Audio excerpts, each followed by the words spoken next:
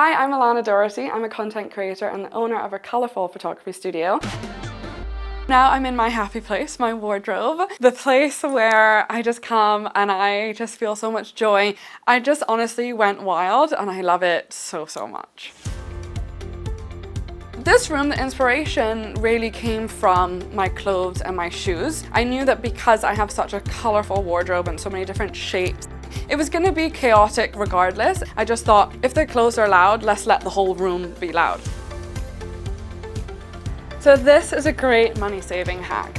When you think about like a walk-in wardrobe, a lot of people have those incredible built-ins for their clothes, but honestly they can be quite costly, like even if you go to IKEA. So I went on Amazon and I found these kind of like double-decker clothing racks and I got these.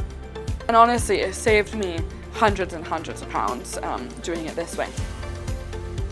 One of the things that I did myself, again with my handyman Jez, we built this mirror. So this was an old like TK Maxx mirror that I had in my previous flat. I just traced along the wood and then we cut it out.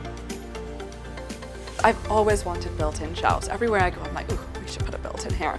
And when I was talking to my mom about the shelves for the shoes, she was like, well, Alana, if you put them into the wall and keep them there, if your shoes change, or like if you get rid of some and bring some others, and they're all different heights and widths and whatever, then you're not going to be able to move them around and it won't be customizable.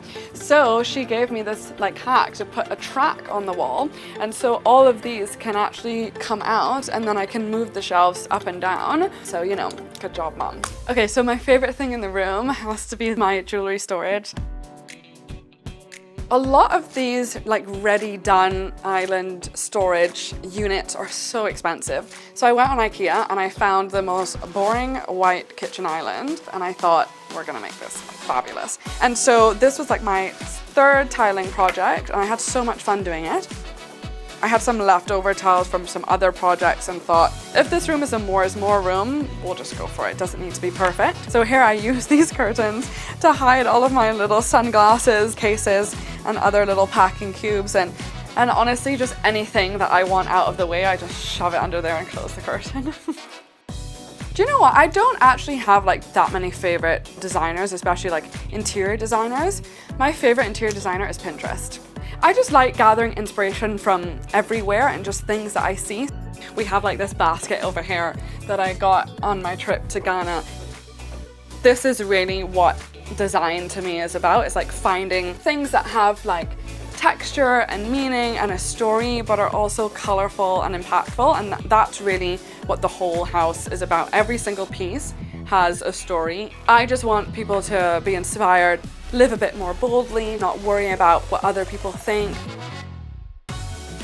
It's been really rewarding for me to see people receiving it so well, but at the end of the day, it was important for me to do what I wanted to do first. And if other people loved it, then great, cherry on top. But at the end of the day, you need to be happy with what you're doing first.